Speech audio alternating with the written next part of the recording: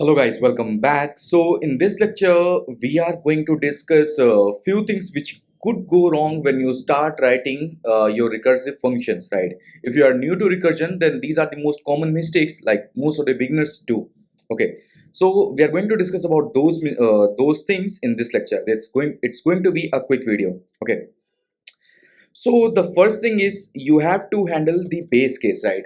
So let me write those steps here.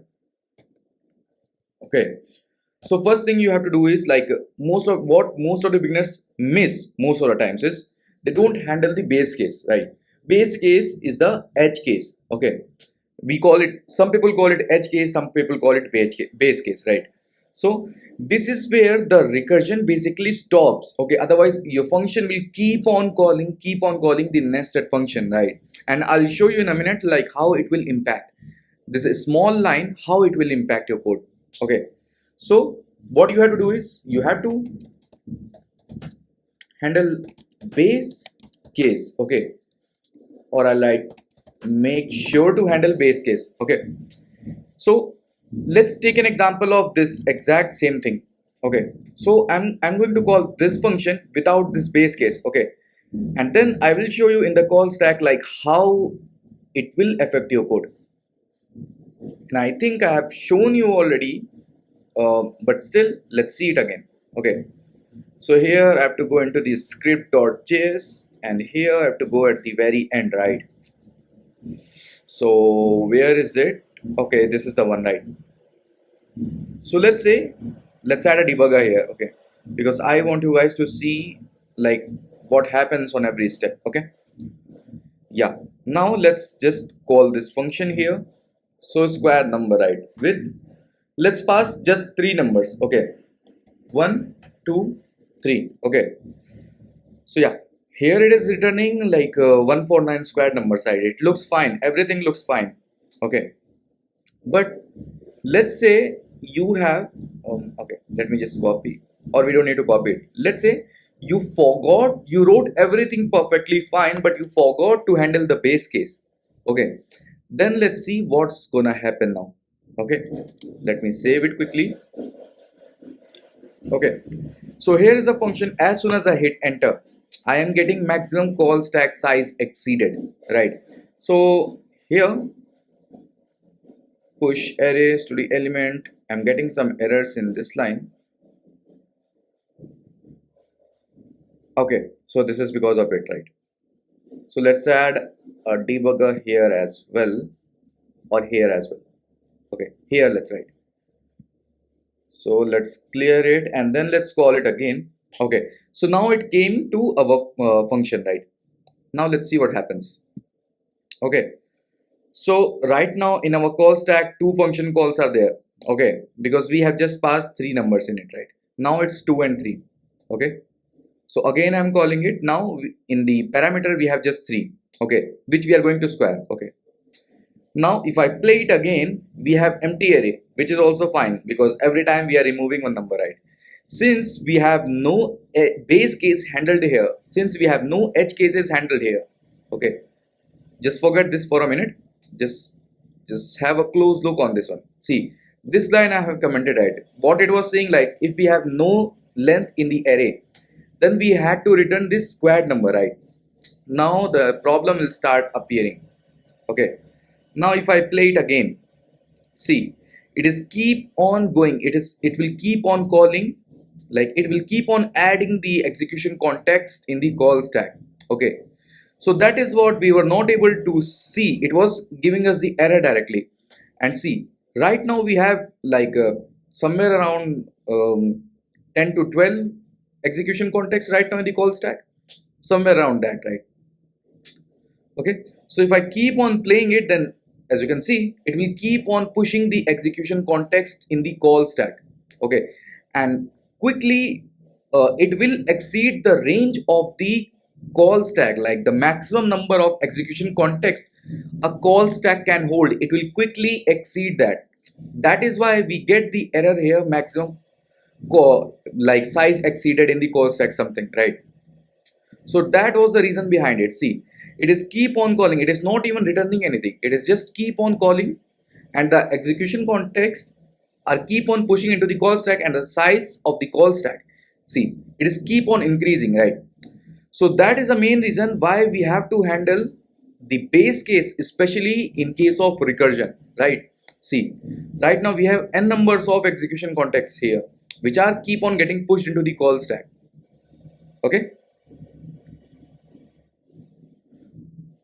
So yeah, this is also one thing. And if I remove the debugger, okay, then see what will happen.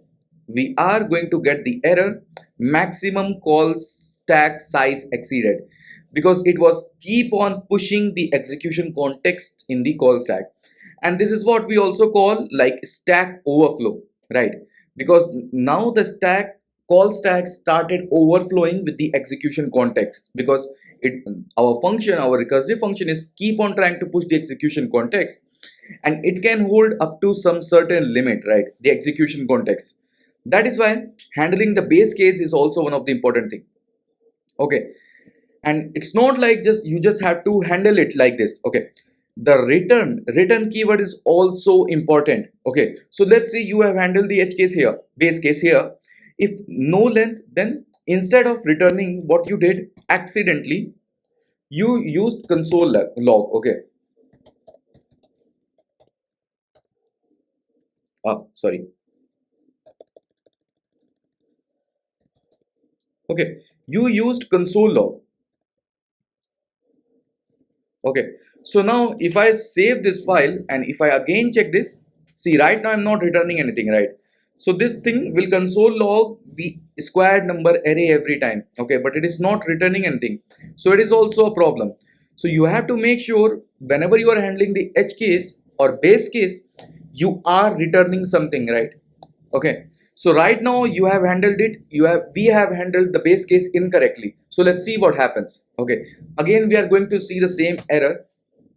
Okay, see, it is logging the empty array for like infinite number of times, right? And then at the end it gave us like maximum call stack size exceeded, and the reason you already know by now. It is keep on pushing the execution context in the call stack, right? So you have to make sure instead of console logging it, you are returning something whenever you are handling the base case. Okay, and then here also you have to, at the end also you have to return something. Okay, so let's say if I don't return anything, or let's use console log. Okay, let's see what happens here. Okay, I'm saving this again.